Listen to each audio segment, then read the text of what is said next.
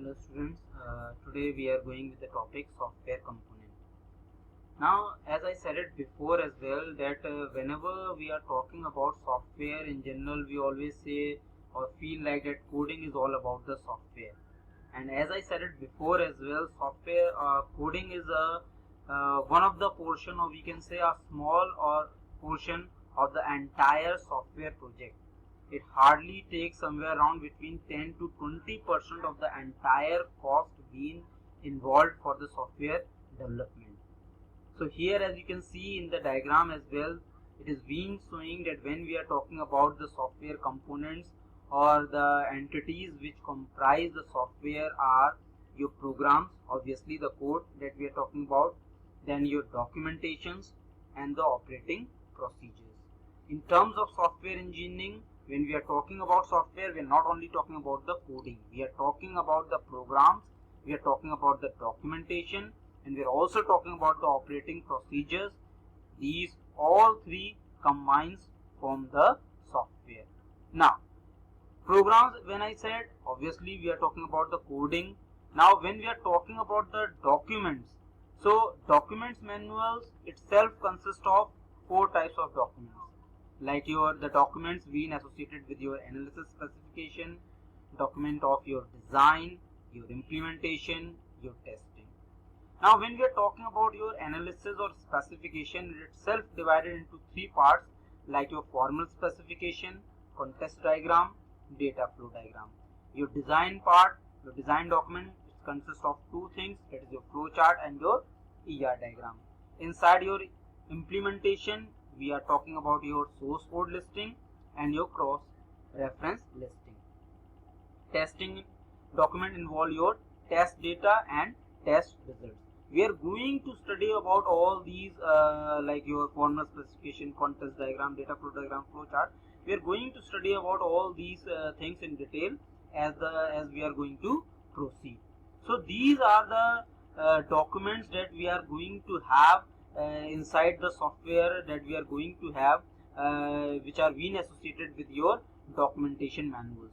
Now when we are talking about your operating procedures, two kind of operating procedure documents that we are having, that is your user manual and your operation manuals. Obviously if you have ever bought a project or a software, I am saying ever bought because most of the time we are using the pirated one. So but if you have ever bought any software, so you have seen that there are certain documents are also coming with the CD or the DVD, which is being actually including your code, or if the documents are not there, the DVD itself contain along with the your installation part, your installation program. Along with that, there are certain documents are also there, like the documents which are being telling you how you are going to install that, what are the functionalities being provided for the system administration. They are also going to provide you what are the system requirements, means how much RAM is being needed, the space should be there. So regarding all that, these are the operating procedure documents which are being also coming inside that. Now, so these are the three components which are actually comprising your software, that is your programming code, your documentation and your operating procedures. So in terms of software engineering, whenever we are going to talk about software, we are going to talk about all these three. Now the next topic that we are having is your software crisis. Now the name itself is saying crisis, means the problems that the software industry or the software project being faced. Now like you can see the data we have, it is showing that out of 100% software project that we are talking about, 31% of the software result in the failure. 53% of the entire software project being developed, they just goes over budget. Over budget means whatever budget being decided, they just go beyond that. Of the entire software being going to be developed, only 16% of the software project which being result in the success. Likewise, we have one more study which is being saying that there are around 49% of the software project which completes late or over budgeted or with feature missing, means they are not able to provide the features being demanded by the user at the time when they were talking about the software requirement. Only 28% project they just goes successful, and out of these 100% we are talking about 23% of the project they just get cancelled, maybe because of the cost, maybe some other regions they just get cancelled. Now and it is also saying that this is the data that we are having for around 28,000 projects which is being done in 2000. Now again, one more report that we are having from the IBM, which says that 31% of the project get cancelled before they are completed. 53% of overrun their cost estimates by an average of 189%, and for every 100 projects there are 94 restarts. And you yourself knows that how much time, how much cost is being expended on these software. Obviously, suppose if the software is going to take around 2 to 3 years for its development, so obviously that the cost being incurred inside that is too high.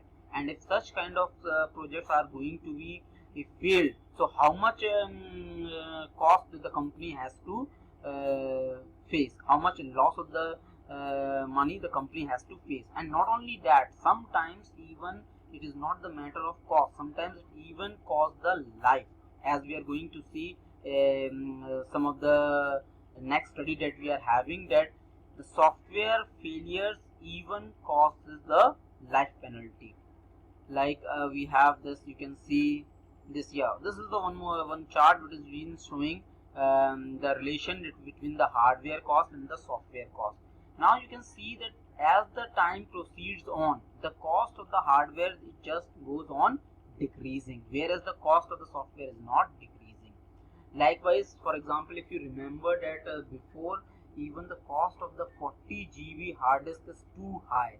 If you are going to buy a 1 GB RAM, the cost is very high, and inside that same cost, now you can buy even 4 GB RAM, or even with the same 4 GB hard disk cost, you can buy even 150 or 300 GB a cost hard disk. So it is been telling that yes, we are going to have the development in case of the hardware, but we are not having much development in case of the software. Now obviously the reason behind is that we are not using the software engineering techniques, we are not using the training, we are not having the adequate persons. So all these are the factors which are being involved or responsible for the software crisis. Now yes, as I was saying, there are some more software failures that we are having. Like you can see here the example of Ariane 5. You can see it is a European Space Agency, or you can say it was a European Space Agency which took around 10 years. You can see itself say it's a big time, and $7 billion to produce Ariane 5, a satellite, and it hardly takes 39 seconds for its destruction. So you can see for which so many engineers took around 10 years and $7 billion to develop it. It hardly takes below a 1 minute is being taken for its destruction. So you can see the kind of the failure or the kind of the losses that we are having if we are not going to use the proper software engineering techniques. Then we have this one more, your Y2K problem. Hopefully you all are aware of, where instead of using the 4 digits, we have the engineers used only 2 digits for the representation of the year, and in the year 2000 this problem arises. Then we have this, I was talking about the life penalty. You can see there is one the Patriot missile which was first used in the Gulf War against the Iraqi Scud missiles, and it just failed several times. And not only that, one time it killed 28 US soldiers in Tehran. So here you can see that the failure of the software not only caused the cost, but many of the time it also caused the life penalty. So that is why we do need to have the software techniques develop a quality software so that we can overcome all these problems. Now These are certain factors that do contribute in the software crisis, like the one we have is your larger problems. Obviously, when the size of the project is too large, the complexity increased up, and handling such complexity is very difficult if we are not going to use the software engineering principles. Lack of adequate training.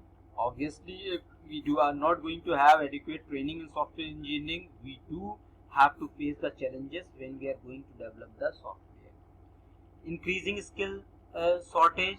The kind of the shortage of the skill that we are having with the fellows being involved in the software development, it is also one of the factors. And the last that we have is the low productivity improvement. So these are certain factors which are being involved for the software crisis.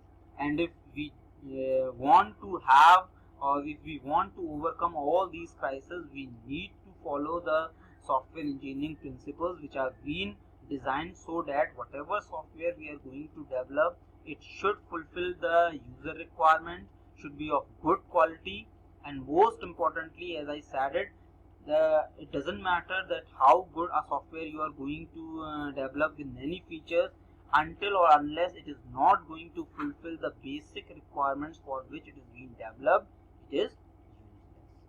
So that's all we have for today's lecture. If you have any query or any confusion regarding these topics, so you can ask using